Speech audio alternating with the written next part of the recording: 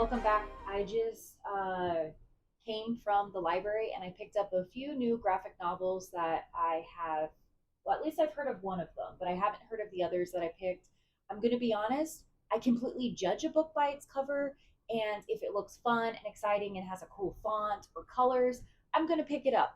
So here's the first one. This is called, is it Brave or Rave?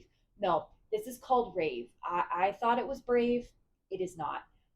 Apparently, this is supposed to be kind of talking about growing up as a teenager and the uh, whole how fast and slow everything moves while you're a teenager and growing up. And I think it's just about like some friends just kind of going through the wonderful thing of adolescence. So looks like a cute read, relatively fast. A lot of pictures. If you want more of like what the art style looks like, kind of looks like this. So kind of cute, a little bit different. Maybe not as graphic novelty of drawings that I've seen before, but something definitely that I saw the colors, I saw these smiley faces, and wanted to pick up. Okay, this is one.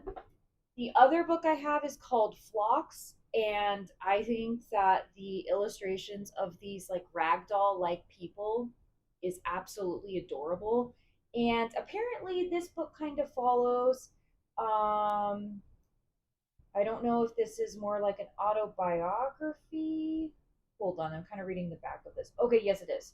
So, this is kind of someone's coming of age novel, realizing that they're gay and trying to reconcile their faith and sexuality. And I think just the art style and the colors that is depicted throughout this book looks absolutely adorable. And I really like, I guess, I don't know, like the concept of like these little rag dolls and everything. So I thought this was adorable and wanted to read it. Also looks like a relatively quick read, even though that it's kind of a big boy. So this one looks good.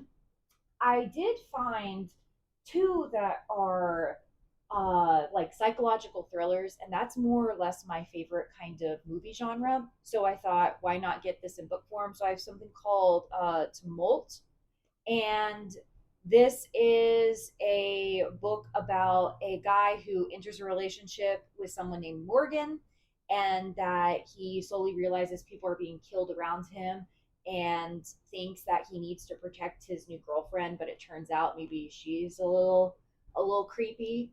But again, I was very intrigued by the color scheme of this book and all of these like little they almost look like little scarves, but I guess it's supposed to like represent the mini shells of this character named Morgan. This one also luckily is colored in it. Some of these are like graphic novels go in like black and white, but I do really appreciate when there's color involved because it just gives it a little bit more exciting, and I think you can definitely portray more of the themes and the emotions that are going through the characters, and definitely get kind of a deeper perspective when reading this. So this looks very intriguing.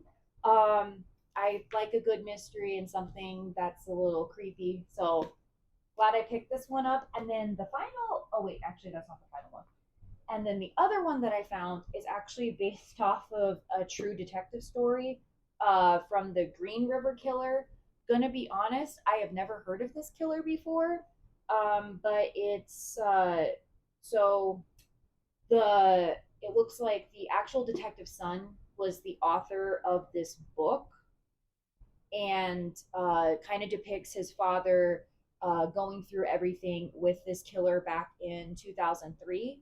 And this is also a psychological thriller. Now, this is in black and white, but it seems very like old timey with comics and detective novels from that era. So I'm excited to get into this one. Was very intrigued by the again, cover. I do judge these by their covers.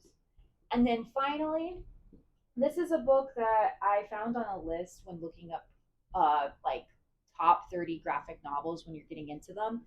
And this one's called Ant Colony. Again, very trippy cover, very, very bright. This is the back. Look at that green. And I think like what I remember from like the synopsis of this is kind of dialing into like the socio-political landscape and the motifs that come with that. I don't know if it's of like just in general, maybe more like how society works, and he uses this to portray with like ants, which I think is kind of fascinating. Um, but not gonna lie, I kind of forget. But I remember there had to do something with like he was doing a political commentary and talking about I think morality and how that impacts a society and shapes us like as we are. But again, this is also like very colorful with its depictions. Well, actually, those aren't that colorful. This is kind of colorful and looks kind of funny. Look at this funny little bee. That's hilarious. So very excited to read this, and hopefully I get through these relatively fast. I do primarily do a lot of reading on an e-reader, but with graphic novels, I find that I really respond to the actual like pictorial stimulation of everything, and doing that in an e-reader where it's just black and white just I think kind of loses out on the magic that the author or the author and artist combo, what their message is, what they're trying to say. So I was very excited to find these at my local branch. And that's like the thing, like if you can use the library, because it is one of like the last free places, at least in America, that you can go that has air conditioning and all of these resources, not only in like physical format but digital format, from movies to music. It seriously is a great place to go that continues to um, keep learning going inside the community, especially if it's adults and it's outside of the education system. Like, we please support more libraries, because one, inflation is way too high. Like a lot of these books, and like not saying that they don't deserve the price tag that comes along with them, but can be kind of expensive. Like you could be out 30 to $50 depending upon what you're picking up for these novels. And that can just get very expensive. And for people who desperately need to save money, like me, a recent college graduate, well, not that recent, we're like 2 years. I mean, still, the struggle is real. Go to the library. You can find a lot of cool resources. And yes, that is my shout out for going to support your library.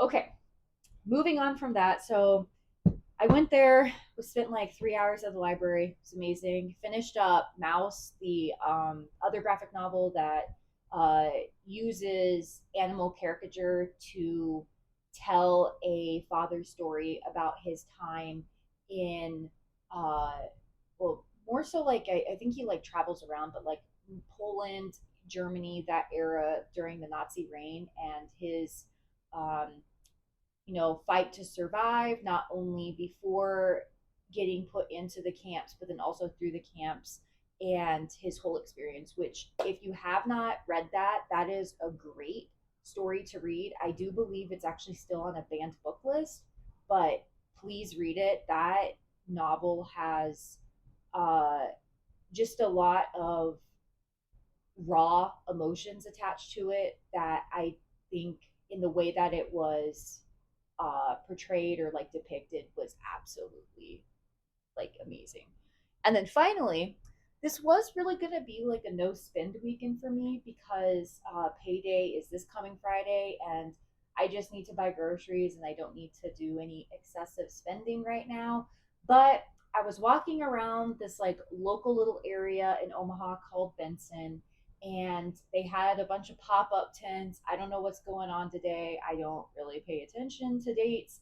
And there was all these like just little local artist people and selling stuff. And I saw that this man was selling like absolutely stunning watercolor paintings of these insects. Now, I'm not a big fan of bugs. Bugs really scare me and give me the heebie jeebies.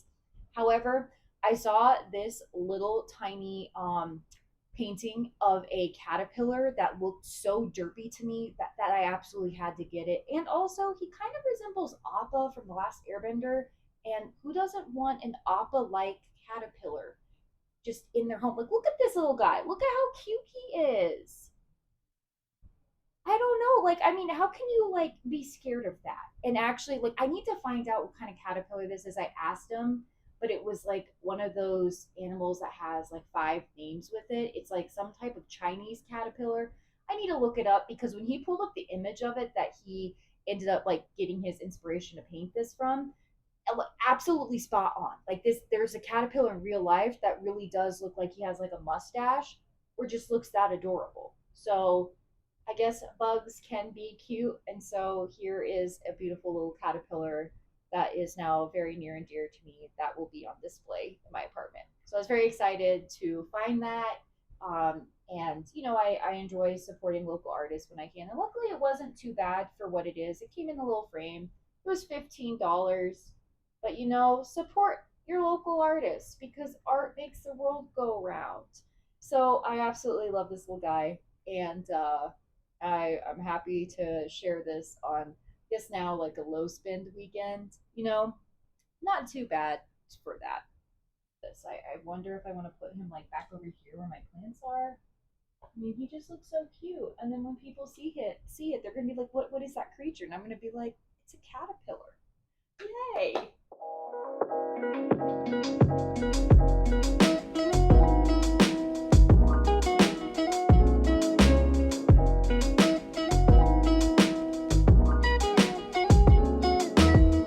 Good morning, everyone. It's Sunday, and I'm gonna go out and go climbing and get a nice workout in before I have to pick up my groceries. I'm gonna take you along and kind of, I guess, videotape my how I go about climbing and I guess my like general process.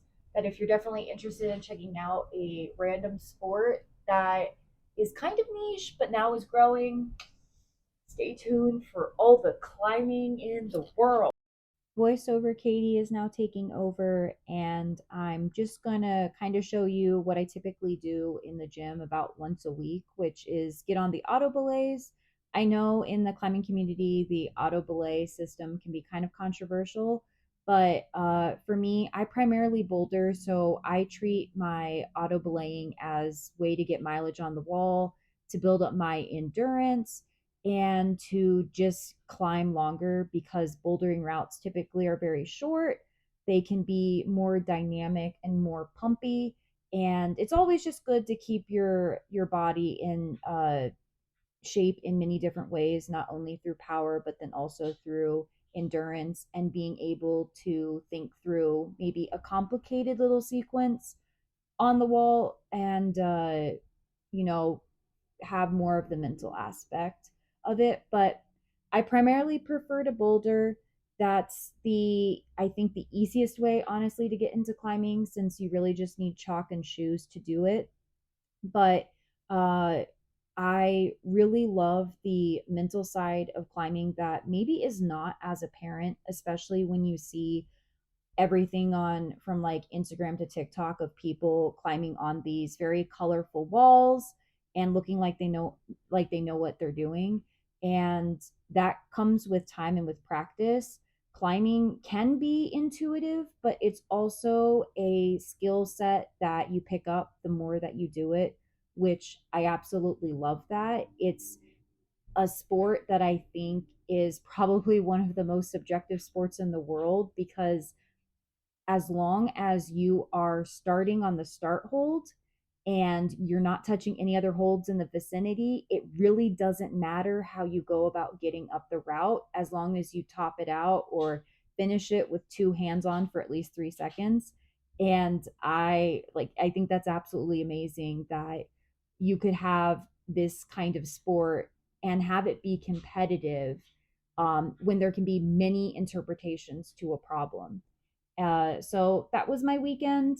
I hope you guys enjoyed that. And if you would like to see more videos around climbing or books or just kind of slow living, please let me know in the comments and I will be sure to do that.